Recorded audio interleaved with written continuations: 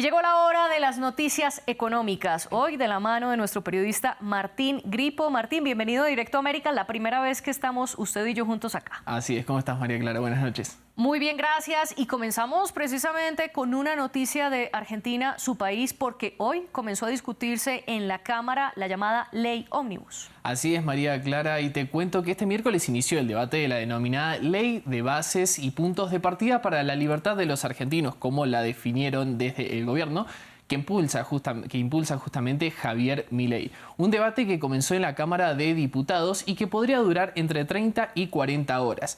El proyecto original tenía más de 600 artículos que buscaban reformar la economía, el sistema político y social del país, pero el texto se redujo a poco más de 280 artículos. Esto luego de que el Ejecutivo anunció la eliminación de algunos bloques, como el que incluía las reformas fiscales. María Clara. ¿Y qué se necesita para que se apruebe esta ley y estos 280 artículos? Te cuento, María Clara, que para que la ley pase al Senado necesita ser aprobada por la mitad más uno de la Cámara Baja, es decir, 129 legisladores de los 257 tienen que dar su visto bueno. Pero la ley pasará por una minuciosa votación porque los legisladores primero deben votar el proyecto en general, es decir, en su totalidad, y luego comenzar a votar artículo por artículo de los más de 200, los cuales pueden ser modificados.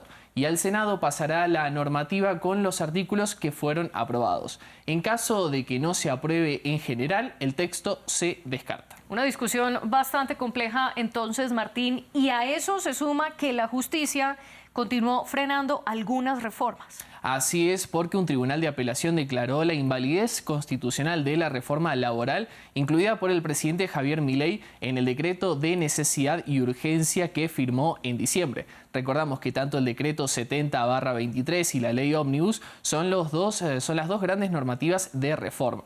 Ahora el gobierno anunció que apelará a la decisión de la justicia. Mientras tanto, este miércoles la justicia también suspendió los artículos que desregulan la medicina privada prepaga.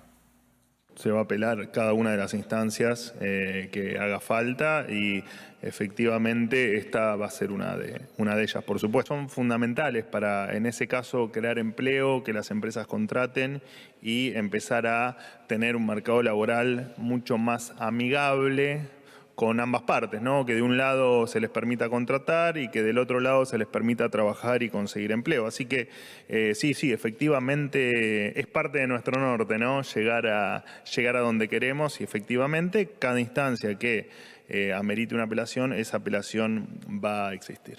Cambiamos y nos vamos al norte, concretamente a México. Martín, este país perdió el 30% de su cosecha de café por la crisis climática. Así es, y es un tema que veníamos analizando en el Directo América PM aquí en France 24, porque el sur de México sufre las consecuencias de la crisis climática y la inflación, y los productores de café registraron grandes pérdidas en 2023. En México, que es el noveno productor mundial de café, el área sembrada cayó un 0,42% anual el año pasado.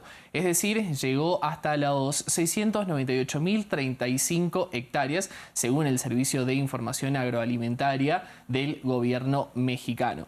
En tanto, las exportaciones de café sin tostar ni descafeinar cayeron más de un 67% interanual en el cuarto trimestre de 2023, llegando a los 24,9 millones de dólares. La crisis climática afecta directamente a los cultivos en este país, que tiene a más del 61% del territorio en sequía, que va de moderada a excepcional, según la Comisión Nacional del Agua.